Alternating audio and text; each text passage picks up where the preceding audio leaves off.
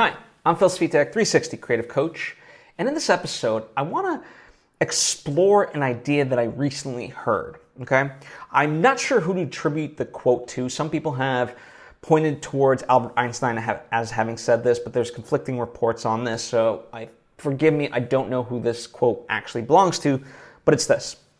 Don't be afraid to start over. This time, you're not starting from scratch, you're starting from experience. And I think that's something very important, right? Because at least with the creative people I interact with, there's always this fear of getting it right. You know, we don't take leaps because we don't want to fail, right? Or like basically if we do a creative work, it has to be something that's like a guarantee.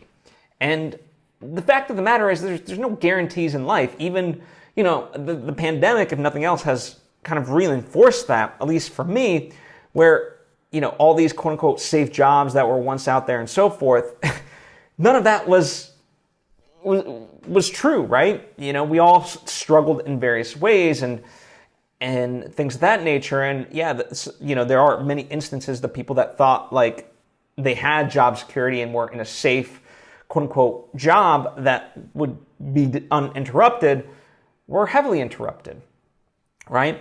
So we have to get that thinking out of our head.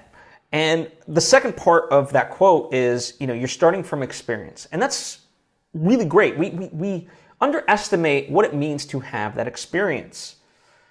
And I always try to go into things, whatever I'm working on, where even if I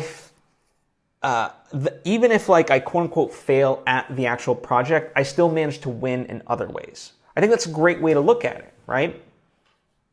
Because if you can do that, then that's worthwhile, right? You know, and I think part of it is we need to get beyond this idea of how we're measuring success. You know, we measure success just purely on like the project. The project, either it succeeds or it doesn't. And it's like, that's not how life works. You know, life doesn't, even though in the business world we like to, you know, define things in terms of quarters and, you know, things of that nature. At the end of the day, to be a good company, right, you want to stay in business. And that's like an infinite goal rather than a finite goal of like how great was our quarter. Because, you know, sure, you could have had a great quarter in 1956, but if you're out of business now in 2022, none of that matters, right?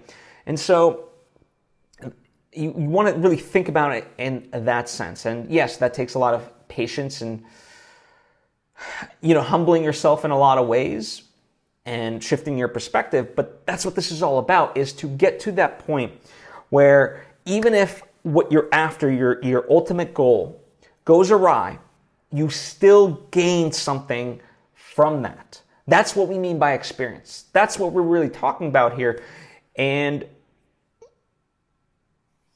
you know, Emmanuel Ochoa was talking about this, that if you just kind of have like, instead of having like a singular goal, just having this more like grand goal, you know, in his case, he was talking about like doing good for the world. And so if that's like your intention, then no matter which way you go, you know, you can have a positive impact, even if it's not the impact that you initially set out to have. And it's not a apples to apples necessarily comparison, at least not in the way that I'm connecting it right now.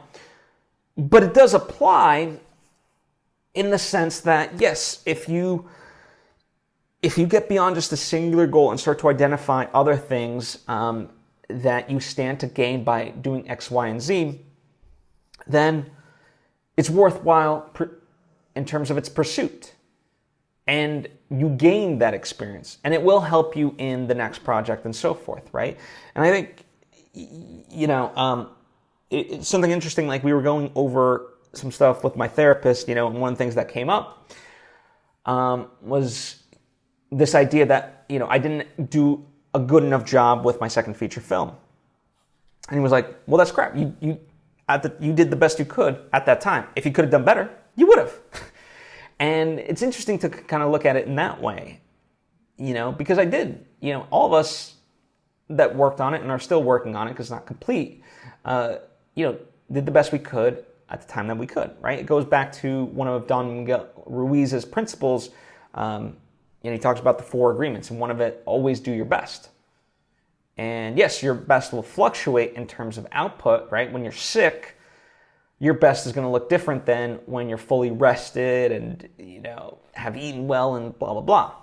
So we have to kind of go in with that and have some grace for ourselves, but also, expand our version of what success is for any given project. In many ways, here's something else. I, for a long time, was working on this script for a feature film called In Search of Sunrise.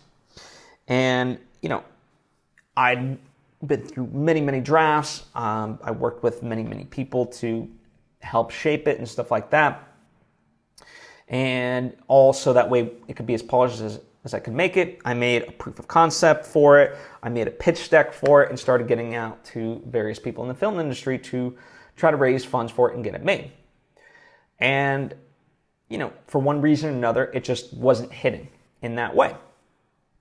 And, I haven't given up on it, but I was like, okay, this is a story that I do want to tell. So let me tell it as a novel. And that was great because, so none of that stuff was lost. The proof of concept we made, I'm very proud of, and it taught me a new skill set. In fact, it taught me multiple skill sets in terms of how to film, and it just kept me in practice of doing stuff, right? And it allowed me a chance to work with people that I've not had a chance to work with before, right? So that was fun. The other aspect, it gave me the crux of the story. And even though the novel is not an exact translation, what's great about it is, going into the novel side of things, all the stuff that I was limited by because I was writing it for a very low budget, movie, now the budget doesn't matter because I can be as inventive as I want because all I have to do is type words on a page and they come to life, right? So my imagination is now the limitation.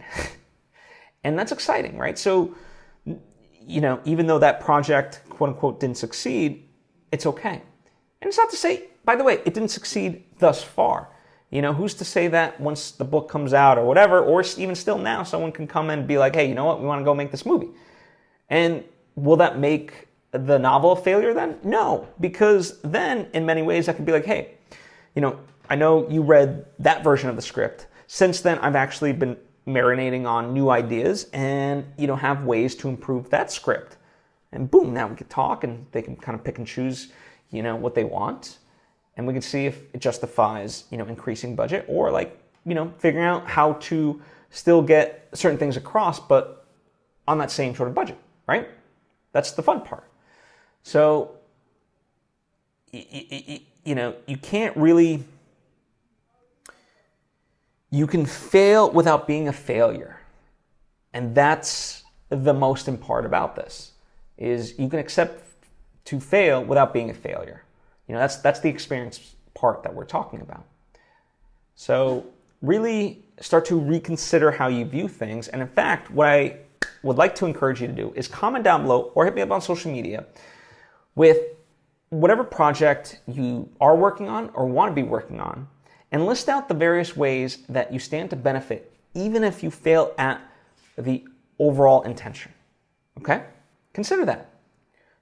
Please, and by the way, no, you don't have to actually share it if you don't want to, but at least do it for yourself. I would encourage you to share it because I'm curious, and I think it would be great to have a support system with, all of us together in the community, but it's okay if not. You can do it privately, and that's fine too. But that's what I have for you, So yeah. Now, before I fully wrap out though, I would like to take the opportunity to invite you to subscribe if you haven't already. That way you get all the various lessons and episodes that I put out right when I put them out. Thank you if you just did, and thank you if you already were. Likewise, I've alluded to the various projects that I work on in my life, and getting to work on those helps inform the stuff that I do here. And so if you're curious about that stuff, want to support me, that is a way of doing it. Support the art that I make.